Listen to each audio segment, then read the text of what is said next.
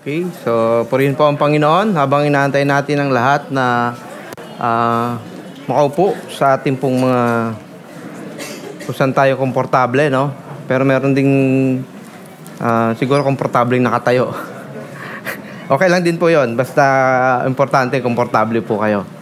No, hindi kayo maiinip sa pakikinig ng salita po ng Panginoon. So purihin po ang Diyos. Are we blessed to this morning? Alam mo, gabi, pakabuti po ng Panginoon. Ang dami po nung Thursday attendee natin. Sabi nga namin, may kausap ko kagabi. Basta may kausap ako sa likod. Nalimutan ko sino. Sabi niya, dumadami. Si James kausap ko. Sabi niya, dumadami na tayo nung Thursday. Sabi ko, kasi talagang, alam mo, pagsalita ng Panginoon ng pinag-uusapan at when it comes to worship, talaga ang tao, uhaw na uhaw. No? Uhaw na uhaw po ba tayo sa salita ng Panginoon? Amen! Amen! Dapat uhaw na uhaw tayo sa salita ng Panginoon. Yan, Songs of David. Okay? So, for this month, ay panibago pong team ang ating pong naka-off yata. Okay, naka-off nga. Okay, so panibago pong team ang ating pong tatalakayin. Siguro marami po tayong natutunan as we listen for a whole month, yung pong deep listening to His Word. Did this team impact our lives? Yung bang how to yung magkaroon ng buhay na mayroong may taimtim na pakikinig sa salita ng Panginoon. Meron po ba? Meron tayong natutunan last month? Hindi ko na po kayo re-review kasi wala rin po ako sasagot. So, alam niyo, sabi nga nung kinanta natin, Here I am, Lord. At pag tinawag ka ng Panginoon, anong sasabihin mo? Lord, marami pa akong dapat gawin. I'm not ready yet, or something like, marami pa akong pangarap. Hindi naman inaalis ng Diyos yung pangarap na yun sa buhay natin. At kailanman, hindi niya sasaklawan na ating free will. All we need to say is, I am available, Lord. Use me. Amen? Amen. Big amen. Big amen. Bishop, kasi last Friday yata parang konti nag-amen. Kaya nauuna po si Bishop ngayon. So, amen. Amen. Amen. So, praise the Lord. So, our theme for the month of August, preach the word in season and out of season. I thank the Lord now for everyone na nandito. Alam niyo, lagi pong ang tumatayo dito sa harap ay punong-puno ng kaligayahan kapag nakikita po ang inyong mga aura na blessed. Talagang walang nakasimangot. Siguro, yung bang normal, no? Hindi nakangiti, hindi nakasimangot, at hindi rin nakakunot ng noo. So, wag ko kunot ng noo ninyo pagka nag-English po ako. Amen. So, thank you po sa Panginoon dahil nandito po kayo para makinig at mag-worship sa Panginoon. No, other than that, kung ano man po ating reason, but supposed to be para po sama-sama tayo mag-worship at makinig po ng salita ng Panginoon. Amen? Amen. Okay, mag-umpisa na po tayo sa ating pong team, sa ating text na sa Bible. So, pwede po ba tayong tumayong lahat at basahin natin ang 2 Timothy 4:1-5? Okay, sabay-sabay po nating basahin. I charge you, therefore, before God and the Lord Jesus Christ, who will judge the living and the dead, at His appearing and His kingdom, preach the word. Be ready in season and out of season. Convince, rebuke, exhort with long suffering and teaching. For the time will come when they will not endure sound doctrine, but according to their own desires, because they have itching ears, they will heap up for themselves teachers, and they will turn their ears away from the truth, and be turned aside to fables. But you be watchful in all things. Endure afflictions, do the work of an evangelist, fulfill your ministry. Tayo po'y manalangin. Oh, hallelujah, Lord Jesus. Hallelujah, Lord God. Thank you, Father, for this morning, Panginoon, that you give us strength, courage, Panginoon, to come into your church, Panginoon, to listen to your words, to hear you to this day. Panginoon, First of all, Panginoon, alam namin na Ika'y makapangyarihan sa lahat, Ika'y banal. Lord, forgive us for all our iniquities, Panginoon. Lord, patawarin mo po kami sa lahat ng aming mga pagkukulang, sa aming mga nasabi na nagawa na hindi po kanais-nais sa inyong harapan. Lord, cleanse us with the blood of Christ at malayang kumilos ang Banal na Espiritu sa aming kalagitnaan. Teach us this morning, Panginoon. Lord, Ikaw pa magbukas. Open our eyes, open our hearts, open our spiritual ears, Panginoon, so we can hear and we understand what You want to say to every one of us. Thank You, Father. Thank You, Jesus. In Jesus' name we pray. Amen. Amen. Okay, so kamusta din po sa mga listeners online, no? So, upo lang po kayo dyan. Siguro habang nakikinig pa ng online, maaaring nagkakape. So, okay lang po yan. Basta makinig lang po tayo. Okay? So, sa ating pong binasa sa 2 Timothy chapter 4, verse 1 to 5. Actually, may kodigo pa ako dito. Okay? Ating pong topic na pag-uusapan ngayon is the significance of Christ's return. Ano po ba ang kalagahan ng pagbabalik ng Panginoon? Parang sabi, malayo ba doon sa ating team? Parang hindi naman, no? Mamaya po, kukonect yan. Ikaw connect natin. Okay? Significance of Christ's return. Kasi alam ko, isang buwan yung marinig yan. Go, preach. No? Sabi medyo... Apo, ito po yung topic natin. Pero kukonect yan mamaya. Okay, mag-alala. The significance of Christ's return, the hope for believers, and judgment for unbelief. Naniniwala po ba kayo doon? Amen. Not everyone, when Christ returned, ay katatagpuin niya. Hindi lahat ay makakasama niya pagdating ng panahon. Naniniwala kayo doon? Everyone, I can do anything or something like that, pero pagdating ng Panginoon, kakaunin niya ako. Or I living on my own, pero alam kong pagdating ng Diyos dahil sagana ang kanyang pag-ibig. Yes, that's true. Sagana ang pag-ibig ng Panginoon. Pero, meron pang mas matibay na dapat nating malaman at maintindihan. Okay? 3 bagay po ang pag-aaralan natin ngayon, umagang ito. The coming of Christ, be ready to preach the word, at ang pangatlo po, the desire of men, away from truth. Bakit hindi lahat ay eagerly nagpupunta sa church or something like hindi lahat ay nananalangin, hindi lahat ay nagbabasa ng Biblia, hindi lahat ay para bang hindi sabik sa muling pagbabalik ng Panginoon.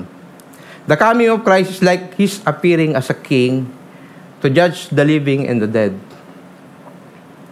Sa Hebrew chapter 9, verse 27 to 28, sabi dito, at is appointed, and as it is appointed for men to die once, but after this, judge the judgment.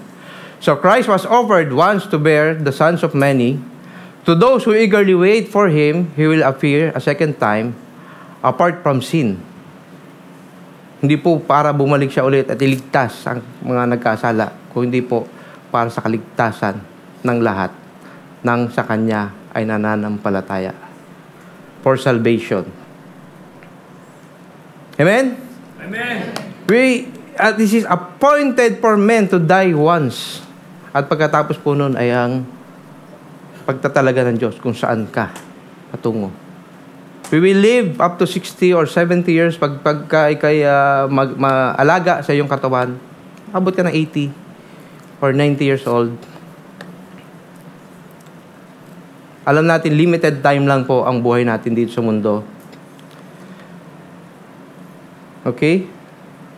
In 1 Thessalonians 5:2, for you yourselves know perfectly that the day of the Lord so comes as a thief in the night. For when they say peace and safety, then sudden destruction comes upon them, as labor pains upon the pregnant woman, and they shall not escape. Sino nakakalam kung kailan babalik ang Panginoon? Wala. At darating siya tulad ng isang magnanakaw. Habang sa kasarapan ng ating tulog, papasukin ka ng magnanakaw. Alam mo ba kung kailan darating ang magnanakaw? Siyempre, hindi. Kasi kung alam mo, abangan mo eh. Di ba?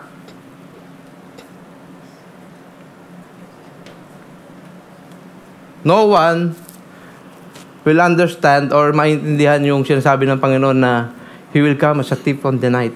Kumbaga, hindi tayo aware sa kanyang pagdating.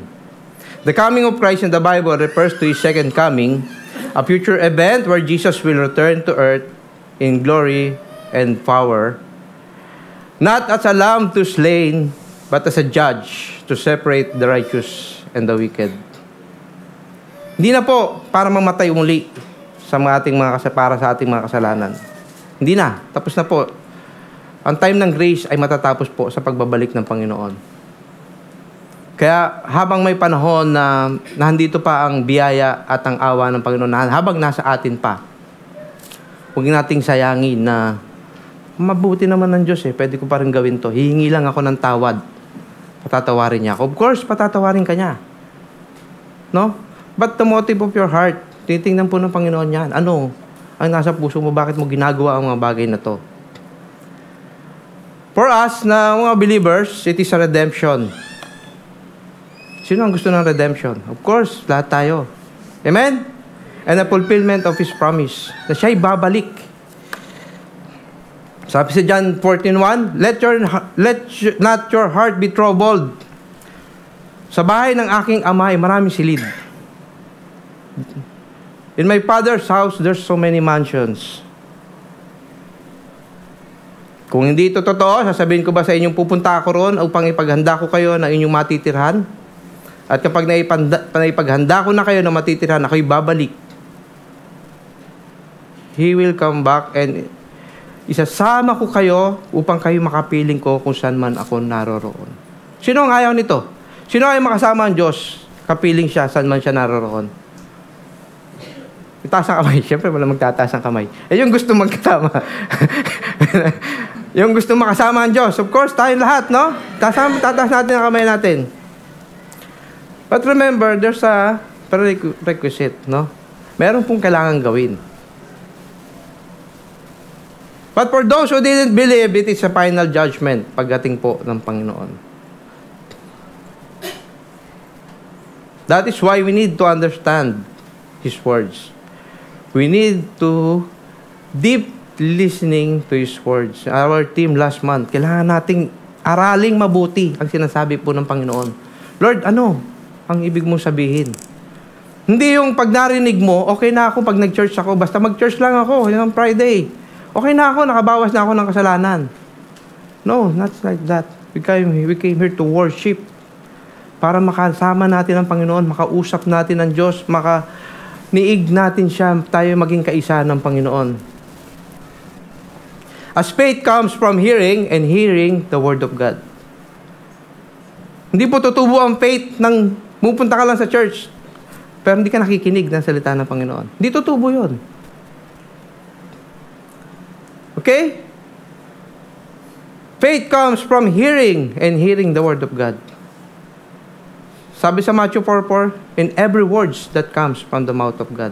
Hindi lamang sa tinapay nabubuhay ang tao. Tinukso po ng dyablo ang Panginoong Hesus. Okay? Sabi nila, may mga nagsasabing, matagal ko na pong naririnig yung pagbabalik ng Panginoon. Namatay na yung mga ninuno ko.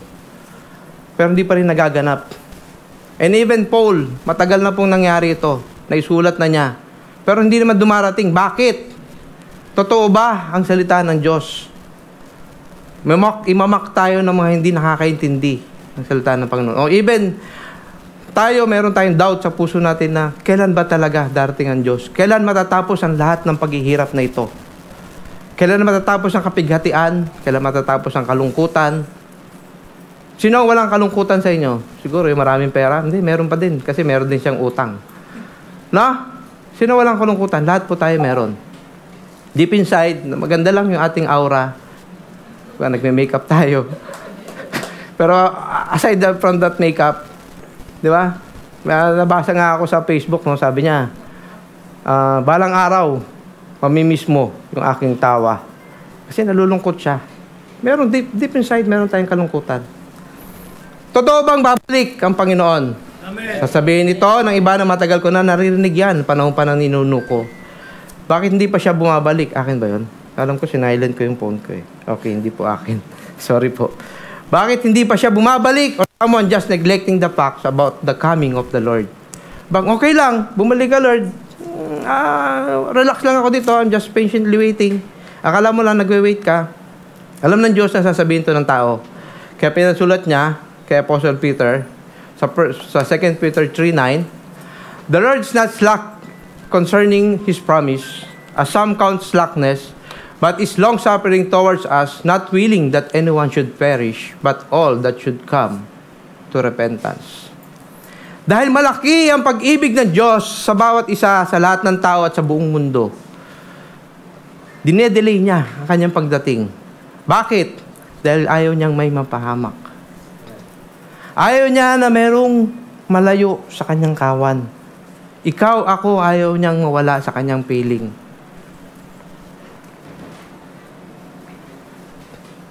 Binibigyan po niya ng pagkakataon ng lahat na magsisi dahil hindi niya nais na may mapahamak. Ganun po kalaki ang pag-ibig ng Diyos. Amen po?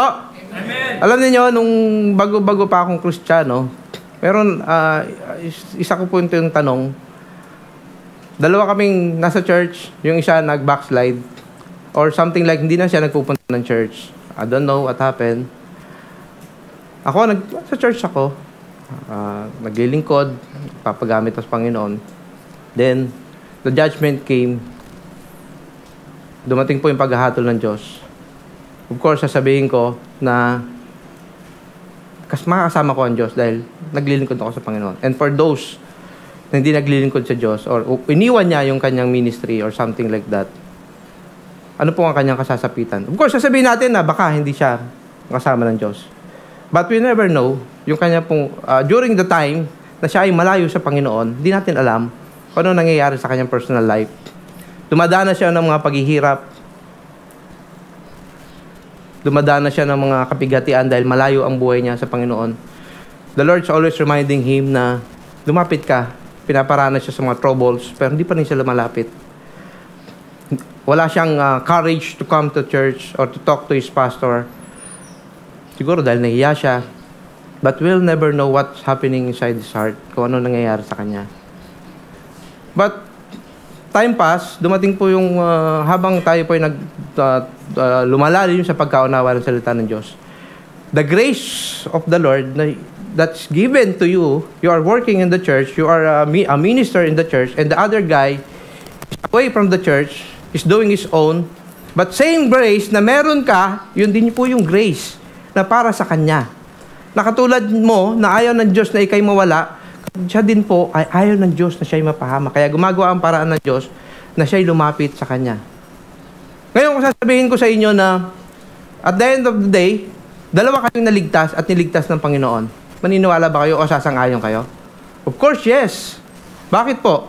Kasi ganun kalaki ang pag-ibig ng Diyos sa atin. Amen. Alam niyo, nung meron ako sinusundo pa nung prayer meeting, taga Mansura sila, sabi niya sa akin, bro, may tatanong ko sa'yo, sabi niya. Itong tao na to, nagmi-minister siya pero meron siyang magandang ginagawa. Paano, maliligtas ba siya? Tingin mo? Sabi ko, hindi ko masabi kung maliligtas siya dahil tanging ang Diyos lang ang nakakaalam ng puso natin kung ano man yung kanyang ginagawa. Pero siyempre dapat, ako maliligtas ako kasi talaga nagsisikap akong pumunta ng church eh. Yung bang ganon? Tapos siya, hindi fair. Sabi niya, it's unfair. Kasi, paano ako? Pareho lang kami dahil, di ba?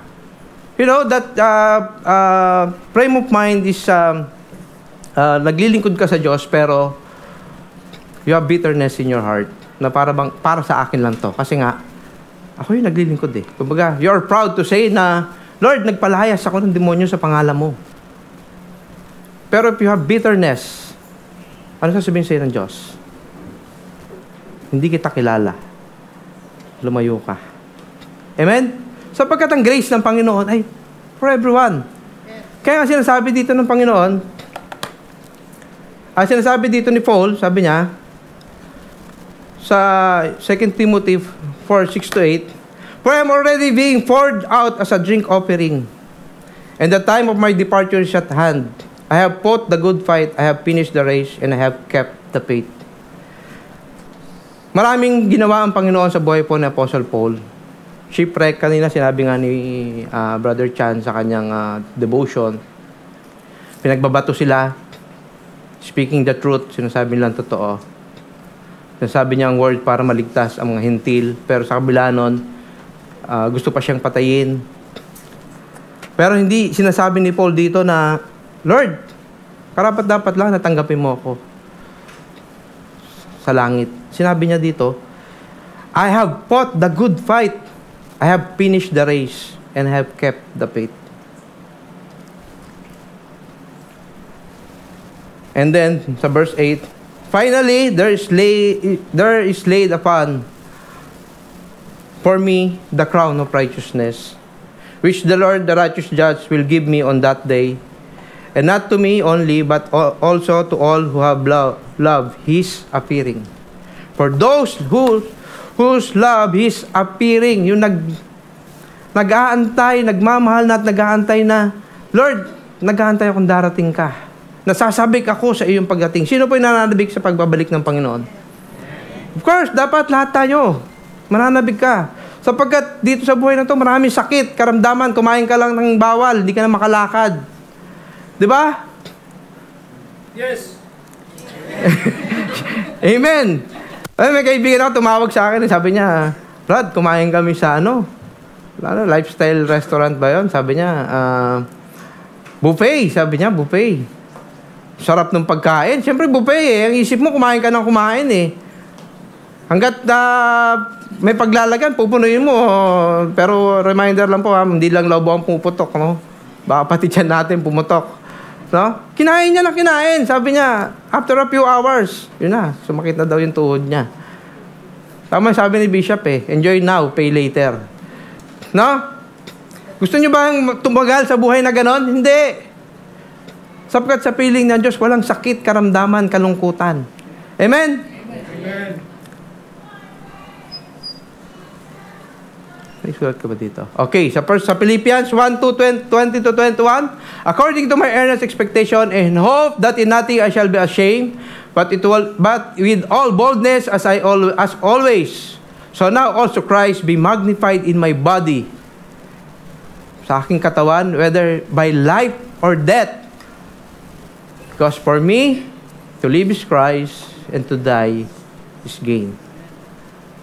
Ito ang sinasabi ni Paul. Without boasting sa lahat ng kanyang mga nagawa sa ministry. Without pagmamalaki na, "Ginawa ko to, ginawa ko yun, ginawa ko yan. At dahil sa akin, kaya kayo naligtas." Hindi po niya sinasabi yun. Ngayon, tatanungin ko kayo. Sino ang nagnanais na makapiling nga ang Panginoon? Of course, walang magtataas ng kamay, no? Na para bang ngayon ba, gusto mo na makasama ang Diyos? Yes. Yes, amen. No, ay ibig sabihin dito po ay sa kanyang pagbabalik. Sino po? Lahat tayo. Amen? At sa totoo lang po, dito pa lang po sa lupa, ay nakakasama na natin ang Panginoon. Naniniwala kayo doon? Do you believe on that? That the Lord is with you and every one of us here in this church? Bakit po? Nakakapiling natin siya through His Spirit that within us. Amen? Nararamdaman ba natin yung kanyang Espiritu na nasa atin? A helper, Jesus promised, in Greek, it is parakletos. Sabi doon, kletos daw eh, hindi kletos. So parang lagyan natin ng konting lambing, no? Parakletos. A helper of the same kind. It is often translated as advocate, counselor. That's the Holy Spirit na tinanggap natin nung sinuko natin ang ating buhay sa Panginoon. Amen? Did we receive the Holy Spirit in our life? The indwelling Holy Spirit, when we accept Christ as our personal Lord and Savior, and the infilling Holy Spirit through worship, sa pagpunta natin sa church, listening to His music, to His words, singing hymnal songs, through His words that's spoken to us, tulad sa mga oras na to, through our meditation. Kasi kung asa lang tayo sa Friday worship para sa pakikinig ng salita ng Diyos, baka malnourished po tayo, mga kapatid. Hindi po sapat yun. Once a week, okay na ako sa church. Nakinig na ako kay pastor nung Friday, hindi na akong babasa, no need to meditate. Hindi po totoo yun. Kailangan natin i-meditate ang salita ng Panginoon. Isang buwan yung narinig to, Joshua 1:8, meditate it day and night. Having a quiet time with Him. Kaya pag magka-quiet time ko, silent nyo yung phone nyo. Kasi minsan pag nag-pop up, nawawala eh. No? Para bang nag-message si ganito, lalo na pag nag-message si crush. Wala na yung quiet time. And of course, through prayers. I'm going to ask you, mga kapatid, how was your prayer life? Kamusta po ang ating prayer life? We just lie down on our bed and then just say, Lord, thank you. In Jesus' name, amen. Or, we are praying and then suddenly, in the morning, we say, amen. Nakatulugan na po natin ang ating pananalangin. And just the time like this na nagkakatipon po ang kanyang anak sa kanya pong pangalan. Kasama natin ng Diyos. Amen? Amen. Do you believe on that? Amen. Because I see Christ in you. Sabihin mo po sa katabi nyo, I see the goodness of God in you. Nakita ko ang kabutihan ng Diyos sa buhay mo. Nakita ko sa iyong mga ngiti na bagamat kang pagkukulang ay pinupunan ng Diyos. Ito ng kanyang pag-ibig. Mahal ka ng Panginoon. Huwag kang maniwala hindi ka mahal ng Diyos. Huwag kang maniwala pangit ka. Gwapo ka, maganda ka. Amen? Walang pangit sa anak ng Diyos. Amen? Magsuklay ka naman. No? Okay maghilamos ka naman. Ibang wala pong pangit sa sultanan, sa mga anak po ng Panginoon. Okay? Mabilis lang po tayo. That's why maganda pag-usapan po talaga the second coming of Christ. Kasi pag hindi mo po iniisip na hindi pa darating ang Diyos, lagi po iniisip mo, I will do I want to do. Kasi hindi pa darating ang Diyos. Hindi ko pang gawin itong mga bagay ito. Okay? Pagka hindi ka nasasabik sa pagdating ng Diyos, mga kapatid, I will surely maliligaw ka. Surely mawawala ka sa totoong Diyos sa buhay mo. Kasi sasabihin sa'yo ng kaway, okay lang, gawin mo itong mga bagay na to. There's a grace na lagi ka lang patatawarin ng Diyos. Huwag nating abusuhin po yung grace ng Panginoon. Huwag nating abusuhin. Baka dumating po ang paghatol ng Diyos sa ating buhay. At mauna man ang pagdating ng Diyos o ang ating buhay ay mawala sa mundo na ito. It's either of the two. At alam natin na surely darating ang Diyos para tayo ay kanyang kaunin. Ano ba yung salitang kaon? Bisaya ba yun o Batanggenyo? Parang Batanggenyo, no? Tagalog ba yun? Na ikay isasama niya. Okay? Number 2, be ready to preach the word. Verse 2 ng ating pong 2 Timothy, chapter 4. Preach the word, be ready in season and out of season. Convince, rebuke, exhort with all suffering, with long suffering and teaching. Be ready to share the message of the gospel at all times. Sabi dito, sa lahat ng panahon, anuman ang panahon, ay maging handa ka sa pag-share. Sabi ni Paul kay Timothy. Remember, Timothy is like a son kay Paul. Sabi niya sa verse 1, sa chapter 1, verse 2, I think verse 2, verse 1, Timothy, my beloved son.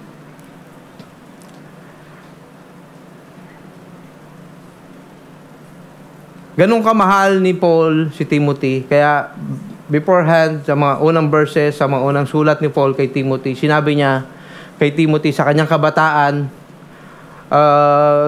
sino nagtiano dito? Yung memory verse ng TNO, 1 Timothy 2:22. Sino pa nakatatandaan to? Away from youthful lust. Sinabi niya yung kay Timothy sapagkat siya po'y kabataan nung siya po'y tinawag ng Diyos. Sapagkat that youthful lust, ilalayo ka niya sa presence of the Lord. And nakita po ni Paul, ang buhay ni Timothy ay naging kalugod-lugod sa Panginoon through the influence of his lola and his mother, Louis, no? Alam niyo, at the early age of Timothy's life, tinuruan po siya ng kanyang mga magulang, na kanyang nanay. Bagamat meron siyang Greek father na hindi pagan, no, worshipper. Pero ang puso niya ay tinawag ng Diyos. Kumbaga, maaga sa buhay niya ay nakapakinig na siya, tinuruan siya ng kanyang mga magulang.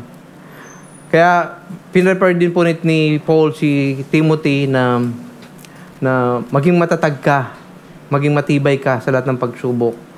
I-preach mo ang Word of God, not on a comfort way, kung ano lang yung maganda sa buhay mo, o kaya pag maayos ang buhay mo, mag-preach ka.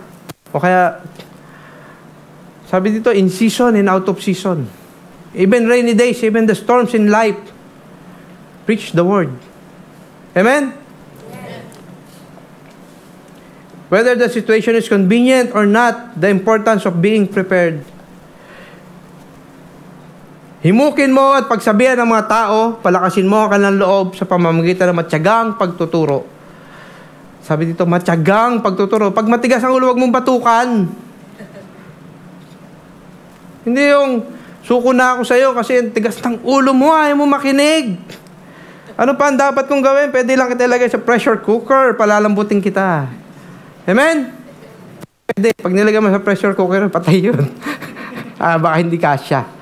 Okay? Ministers, be patient. Kailangan po natin maging patient. Huwag tayo mananalangin, Lord, give me patience right now. Para bang wala ka rin pasensya. Right now, kasi, no? Kailangan po maging mapagpasensya tayo. At ang pagiging mapagpasensya po, hindi po ito makakamtan overnight. We need to train our mind na nasa atin ang grace ng Panginoon. Kung gaano kalawak ang pag-ibig ng Diyos, ganoon din po adapt natin ang kanyang kalaki ng pag-ibig, kasi po we are Christ likeness, in his likeness, hindi po in likeness of our pastor, likeness ng ating asawa o ating mga kabiyak. Ating model ay ang Panginoon. Kahit anong tigas ng ulo na kausap mo, pagtiyagaan mo. Sabi mo sa katabi mo, pagtiyagaan mo. Amen? Pagtiyagaan mo. Huwag mong sukuan. Amen? Convince. Pero ang buhay natin ay hindi convincing. Pwede po ba yun? We need to convince them to follow the ways of the Lord. Pero ano nakikita niya sa buhay natin? Ha? Sabi nung narinig, nabasa ko lang ito, matagal na. 5 seconds. Babaguhin ko yung mood ng mama ko. Mama. Hindi sumasagot. Mama. Sabi ng mama, ano? Sira ka agad yung kanyang mood. Kinukulit mo may ginagawa No? Kasi nga, laging mainit ang ulo mo. Paano mo makukonvince ang tao na maging mahinahon kung ikaw ay lagi nakasigaw? Amen? Kasi, sumigaw, mataas ang boses ng mahinahong Pwede ba yun? Hindi Parang boses na naipit sa yun. Naipit ka ng cabinet. Hooray! Di ba gano'n? Kaya naipit ka ng pinto ng sasakyan. Medyo social, Ouch! Convinced, but our life is not convincing. Hindi po pwede yun.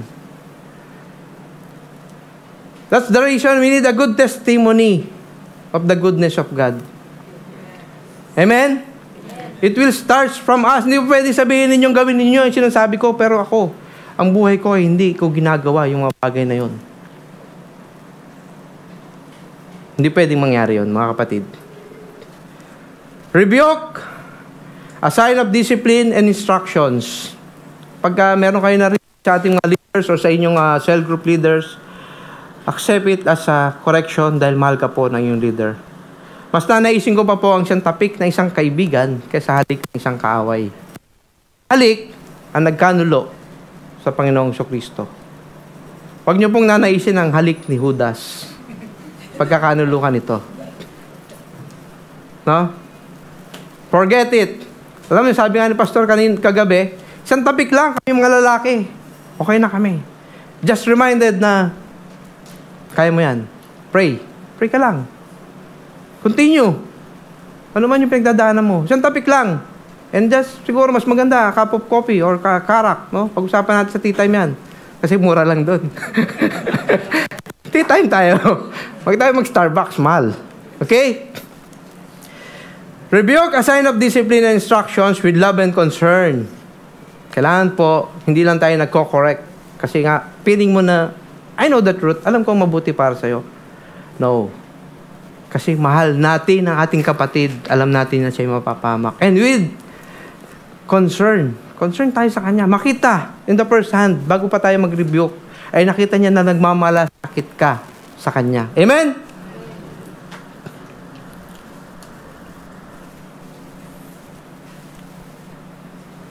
Pray for them.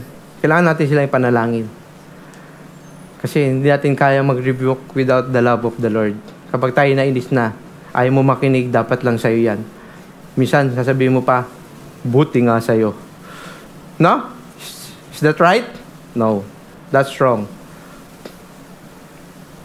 Exhort with long-suffering and teaching, matyagang magtuturo ng katotohanan tungkol po kay Kristo. Mayroon pong pagtiis, mayroon pong mga pagdurusa. Hindi lahat ay sa paglilingkod mo ay aani ka lang ng mga papuri at nasasabihin sa iyo ay you look good like that. Minsan, babatikusin ka, even your wife, even your husband. Sabi sa akin nung asawa ko nung nag-preach ako sa Davao, Papa, bakit ang haba ng illustration mo? Pwede mo naman paigsiin. Sabi ko, nainip ka ba? Sabi ko, bakit nagugutom ka na ba? Kaya sabi mo, ang haba ng illustration ko. Mga bago nababago po yung preaching minsan pag mayroong mga bago, may mga first timers.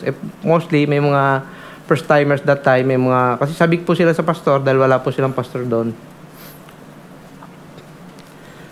So, yun nga, sa ating pong maglilingkod, sa ating pong pagtuturo, minsan, criticism, because hindi po tayo perfect. Minsan talaga ay, that's why we need to, before po tayo tumayo sa harapan, we need to ask the Lord kung mayroong bitterness sa aming mga puso, sa ating puso, kung mayroong mang hatred, kung mayroong mang envy or something like jealousy. Kasi hindi po nakikita ng tao yun eh. No? Madaling makita ng tao yung dumi sa iyong muka, pero yung dumi sa iyong puso, Diyos lang po nakakita niyan. So, we need to pray deeply na, Lord, alisin mo ito para ang salitang sasabihin ko or ang salitang, hindi ako madudula sa mga salitang hindi para sa iyo. No green jokes, no something like malalaswang pananalita. Walang bitterness na we are better than the other. Wala pong ganon. Kaya, sa totoo lang, sabi nga ni Bishop last week, sabi niya, mahirap talagang tumayo dito sa harap dahil you need to ask the Lord to check your heart. Search my heart, O Lord. Sabi nga, subukan nyo kayong tumayo dito. Subukan nyo lang. No? Matyaga magturo ng katotohanan tungkol po kay Kristo. Huwag nating baluktutin ang katotohanan. In 1 Thessalonians 5:14, now we exhort you, brethren, comfort the faint-hearted, uphold the weak, and be patient with all. Okay? Pangatlo, the desire of men away from truth. Nangyayari po ba ito? Ito ba nangyayari? Kung tayo sa Panginoon, nagaganap po talaga sa atin to. At hanggang sa ngayon, nagaganap ito sa marami. Verse 3, for the time will come when they will not endure sound doctrine, but according to their own desires. Because they have itching ears. Ano itching na nangangati ganon? They will heap up for themselves teachers. They will turn their ears away from the truth and be turned aside to fables. Sabi niya dito, the time will come, they will not endure sound doctrine.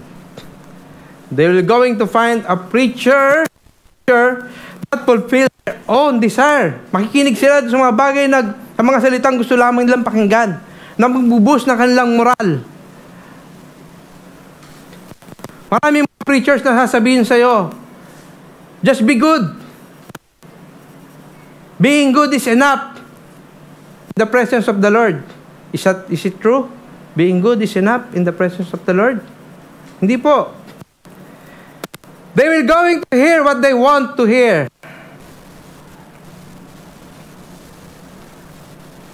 Something is about grounded in the truth of God's word. That's not like the serpent. Sabi, totoo ba ang sinabi ng Diyos na bawal niyong kainin ang mga bunga sa halamanan? Totoo ba? Binalot na kagad yung salita. And then comes, dahil po binalot ang salita ng Panginoon, comes the disobedience. Nagkaroon ng agam-agam ang tao.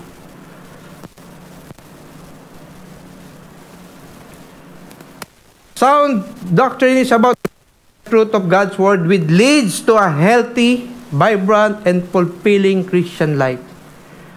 The word never contradicts itself. That's why you need to learn ano ba talaga nais ng Diyos, sapagkat narita ang Panginoon na dinaan niya po sa parables at hindi po ito maintindihan basta-basta ng pangkaraniwang kaisipan. The Word of God will understand and explain by the power of the Holy Spirit sa pamamagitan din po ng Espiritu. They will turn their ears away from the truth and be turned aside to fables. Fables characterize the teaching as a fanciful and unrealistic and without serious basis. Okay lang yan, sabi nila, baka naman hindi pa ngayon yan, or baka naman magkakaroon ka ng agang-agam. No? Kasi nga, yun lang gusto nilang pakinggan, yun lang yung pinapakinggan nila. Parang makatotohanan to, no? Prosperity gospel. No, we are giving to the Lord because binigay niya tayo.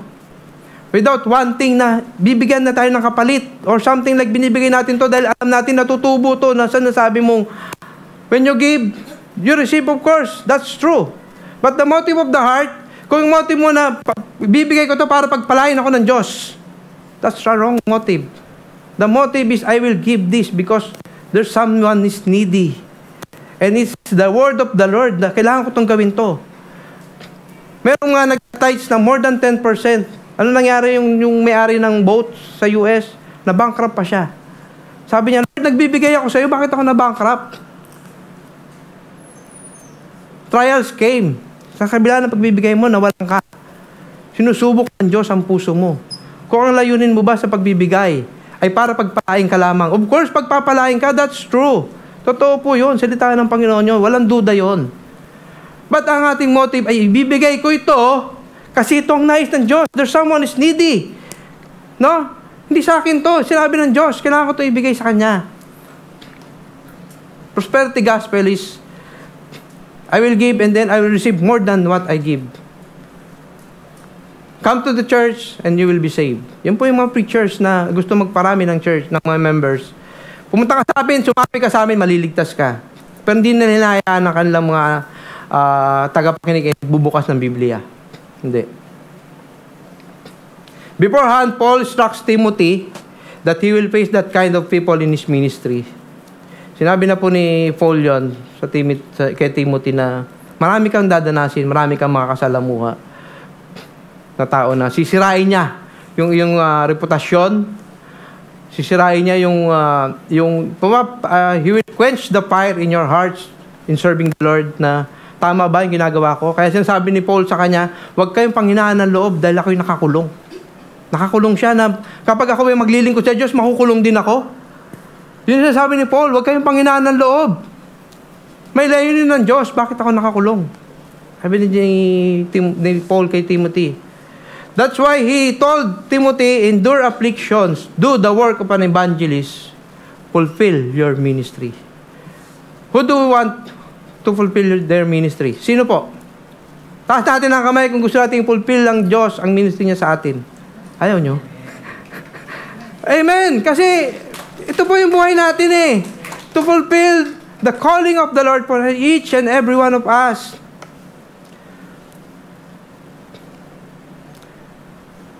Because we are here to love each other as Christ loves us. We can fulfill His ministry. We cannot do it alone. Kailangan natin ng kaagapay. Bakit ka narito sa church? Minsan, tanungin mo ang iyong sarili. Siguro, di naman masamang kausapin yung sarili, no? No? Kasi pag, sabi nila, teka, pagka wala ka na makausap, pinakausap mo lang yung sarili mo for something like, sabi nila, para bang you're something like crazy. No, hindi po. Minsan, just reflect. Tanungin mo yung sarili mo. Lord, bakit ako nagpupunta sa church? Why I'm doing this? Bakit ako nagluluto sa initan? Bakit ko siya nagsasakripisyo, nagsusundo ng tao, gumigising ako ng maaga? Bakit? Para purihin nila ako na ang bait-bait ko naman? No? No? Sabi nila, ang bait mo naman, sana kunin ka na ni Lord. Huwag ganon. Okay? We are here to love each other as Christ loves us. Encourage one another. Kaya tayo naririto. We need to encourage one another. To help each other to fulfill the mandate of the Lord for each and every one of us. Amen? Magdalahan po tayo ng kabigatan sa isa't isa. Hindi po natin ang ating kapatid na para bang nakahandusay na ay sinisipa pa natin. No. Our brothers and sisters need a helping hand to encourage him. Kapatid, halika. Let's walk tungo sa kalwalhatian ng Panginoon. Kulang mapupunan niya ng Diyos. All you need to do is to surrender your life to Him. All you need to do is just kneel and bow and pray. Amen? Because fulfilling the mandate of the Lord, hindi po ganun kadali. Hihilahin ka ng dyablo. At minsan, even your loved ones ay gagamitin ng Diyos para panghinaan ka ng loob. Kailangan nananabik ka sa appearing sa pagbabalik ng Diyos. Ang iyong mata ay hindi nakatingin lamang dito, nakatingin ka. Nababalik ang Diyos. Pinagawa ito upang makasama ko siya sa kanyang muling pagbabalik. Hindi lamang po ang pastor ang tinawag ng Diyos. Every one of us here ay tinawag po ng Panginoon. Iba-iba lang ang pagkatawag, iba-iba ang pangalan. Pero one thing in common, our identity in Christ. Amen? Amen. One thing in common, makikilala tayong tagasunod ng Panginoon dahil nakikita sa atin ang buhay ni Kristo. Amen?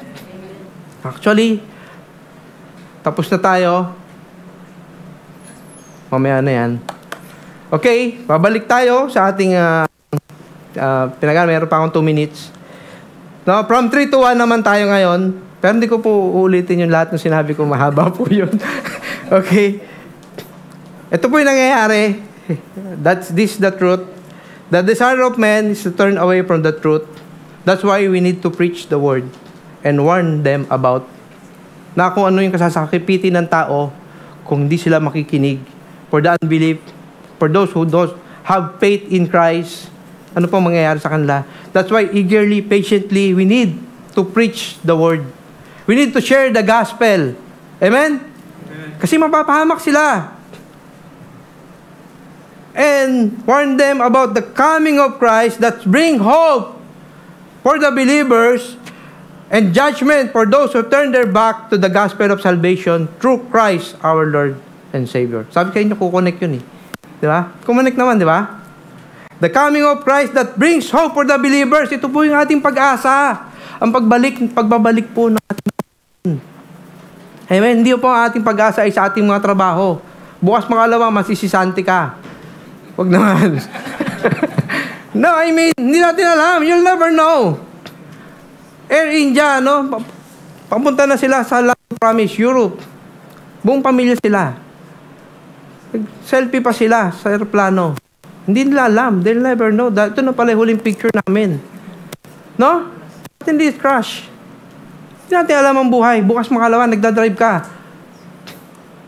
No? Suddenly may nalaglag sa unahan mo. Nalaglag cellphone mo, dinampot mo. Yun lang, ba't mo dinampot?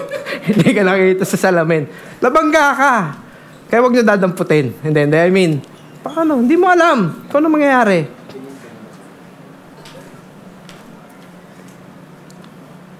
You'll never know life. Hindi natin alam kung anong nag-aantay sa atin sa bukas. That's why we need to hold on to the promise of God. Amen? 0 na po ako. Ito talagang 0 na. Concluding verse, Philippians 3:12 to 13. Now that I have already attained, for I am already perfected, but I press on that I may lay hold of that for which Christ Jesus I also laid hold of me. Brethren, I do not count myself to have apprehended, but one thing I do, forgetting those things which are behind and reaching forward to those things which are ahead. Hinalimutan ko yung mga nakaraan, yung nasa likod o nakalipas. Ano man ang ginawa kong paglilingkod sa Diyos, ginagawa ko ito dahil ito yung nais ng Diyos. I will not boast of anything. Forgetting those things which are behind and reaching forward to those things which are ahead, to the coming of the Lord Jesus Christ. Reaching to fulfill His ministry in our life. Amen? Tayo po'y tumayo at manalangin. Hallelujah, Jesus. Hallelujah, Lord God. Thank you for your word. Thank you, Father, for your reminded us. Lord, please, Lord, sa oras na ito, sulat mo in our hearts, Panginoon. Write this in our hearts, Panginoon. Hindi po namin makalimutan ang iyong salita, Panginoon, Lord God. That anuman ang mga pasanin, ay kalalimutan namin ang mapasanin at kahirapan o pagdurusa at isa lang po ang aming nanaisin. Ang mapaglingkuran ka hanggang sa iyong muling pagbabalik, Panginoon. Lord, search our hearts, Panginoon, Lord God. Every day, every morning, every night, search our hearts at mo po kami na laging nakaasa o laging umaasa sa iyong pag-ibig.